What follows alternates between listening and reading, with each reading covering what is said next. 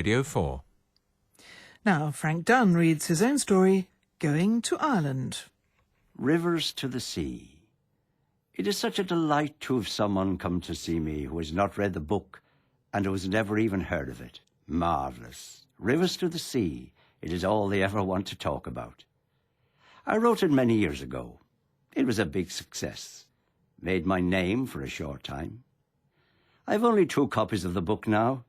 One copy is in a bad state. It was pulled about by someone. The other has a sherry stain on the cover. Marcia and myself were celebrating her birthday. 48 she was. I didn't know it was her birthday. It just slipped out. We will celebrate with a sherry, I said. And we did. Who was Marcia? She worked for me. After my wife died, I needed someone to do the house stuff, hoovering, that sort of thing. Marcia answered my ad in the local paper. A pretty middle-aged woman. We agreed she should come in 3 mornings a week.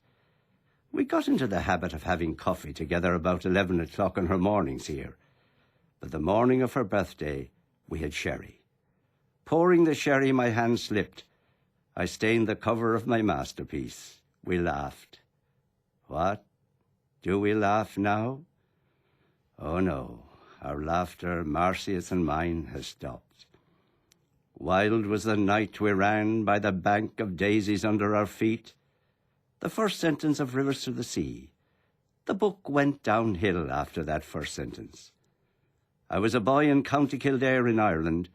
I wrote my boyhood down in that book. Marcia had had no education beyond primary school. She'd had a husband who walked out on her, leaving her with a daughter, Gwen, now living in the village with 2 children and married to Ted. Do you know, the mornings Marcia was not here, I would wander the house or walk down to the estuary and look towards the sea out at Exmouth to waste the hours. Then her mornings here, my work flowed. Ideas bounced around my head. What was I hoping for with Marcia? I wasn't sure. Then I did something. Was it a mistake? I think it was. For that was the beginning of it. I bought her a present. I saw it one day passing a jeweller's in Exeter, a silver bracelet. Without worrying about whether I was doing the right thing, I went in and bought it for Marcia. I've something for you, I said to her next morning. I gave her the box. Her eyes, when she opened it, she just stared at it. Immediately I thought, she will take this the wrong way. I hadn't thought how it would seem to her, not just something for the lady who came in to clean for me. I was a man giving an expensive present to a woman. I think things changed after that. I couldn't take this from you, she said. I tried to bring the situation back to normal. I said the bracelet was a reward for all the good work she had done for me. She seemed to accept that. I tried to re-establish the cleaning lady-employer roles after that morning, but those roles never came easily to us again. One morning, about a month later, having coffee with her, I talked to her about my childhood in Kildare. In the middle of telling her tales of swimming in summer, picnics, riding in my uncle's old Ford, this suddenly came out. Marcia, why don't you come over to Ireland with me for a few days? That knocked her back, more than the present of the bracelet had done. I went on quickly. You see, I dread going back there on my own. Always my wife was with me when I went there. Her face was bright as she responded. Would that be all right? What would be wrong with it, I asked her. We'd stay in a hotel, separate rooms, all above board. She asked me to let her think about it. Next morning she came. She said, I think I would like to go to Ireland with you. I emphasized again the separate rooms and hotel point. She took it that we would proceed on that basis. It was a Wednesday afternoon. I was having a rest on my couch, BBC Radio 3 playing Vivaldi. I was half listening to it, nearly asleep.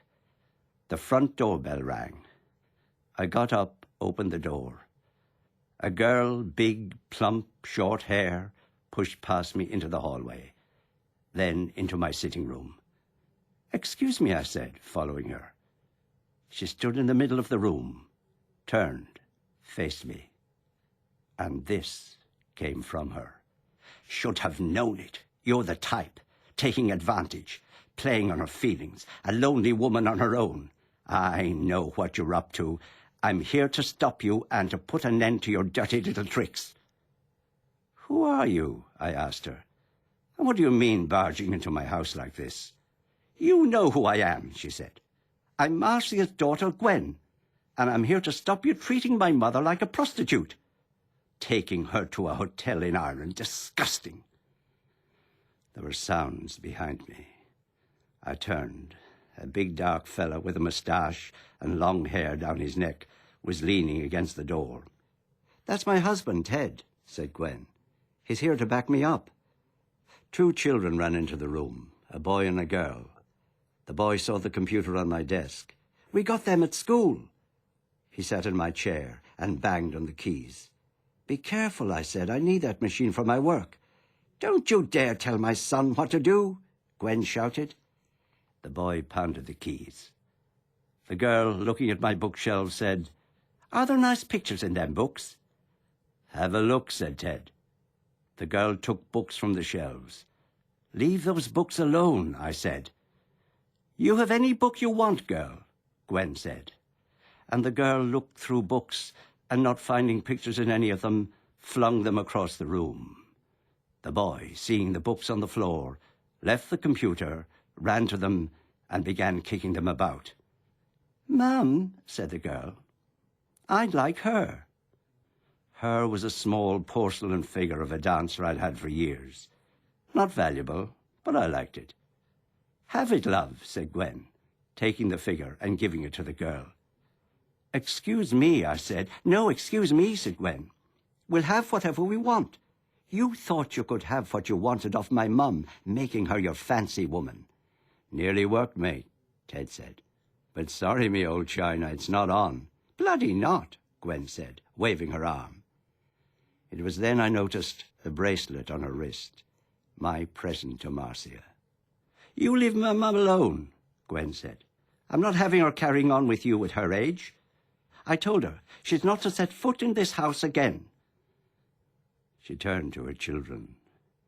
"Anything else you'd like before we go, kids?" "I'd like that candlestick," the girl said. "We'll have it," said her mother, taking the candlestick off a little table. I used to light a red candle in it every Christmas Eve.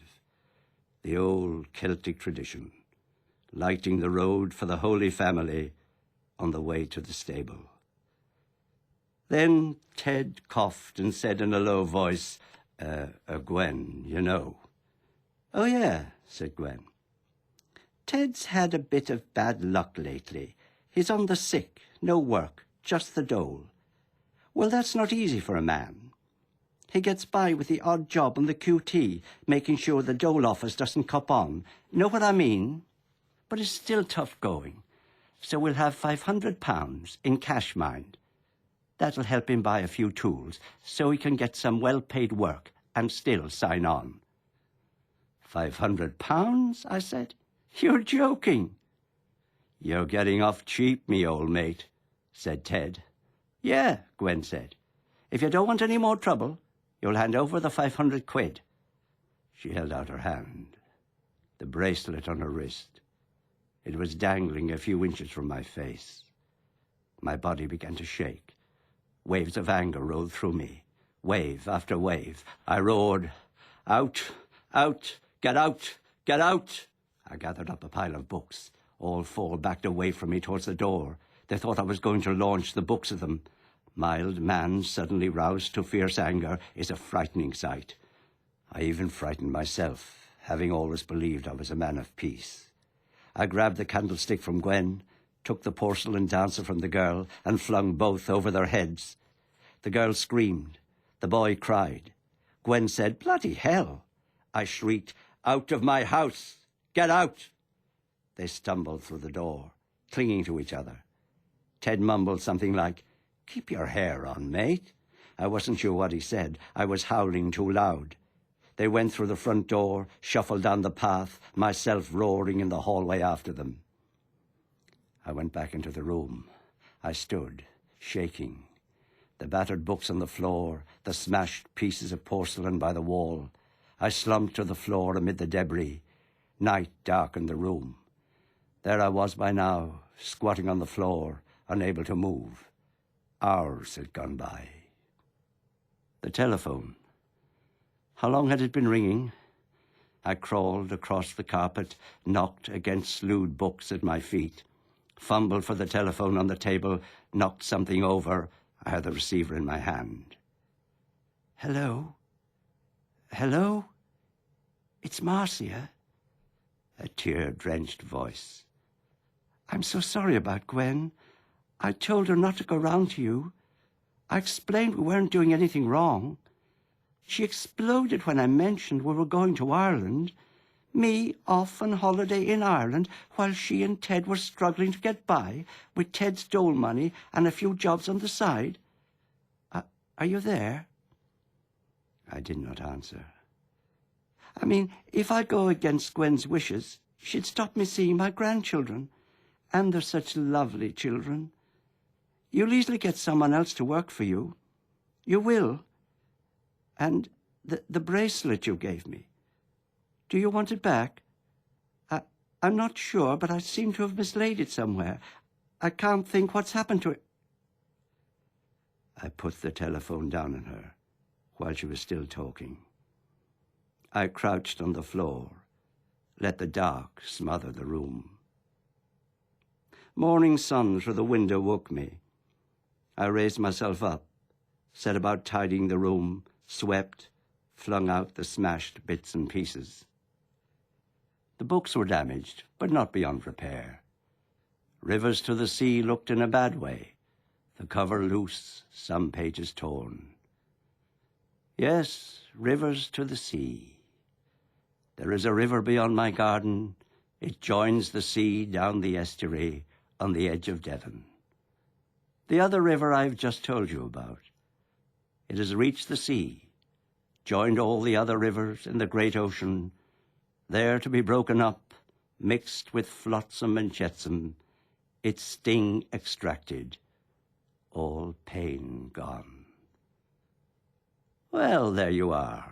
You have been very patient listening to my long tale of woe. As you open the gate on your way out, be careful of the sign. The estate agent put it up 2 days ago. Yesterday he was here again to stick the word sold on it. My life in this house, my life by the Devon estuary, has sold scrawled across it. I'm glad Marcia came to work for me. If she hadn't, that fraudster Ted would never have been found out.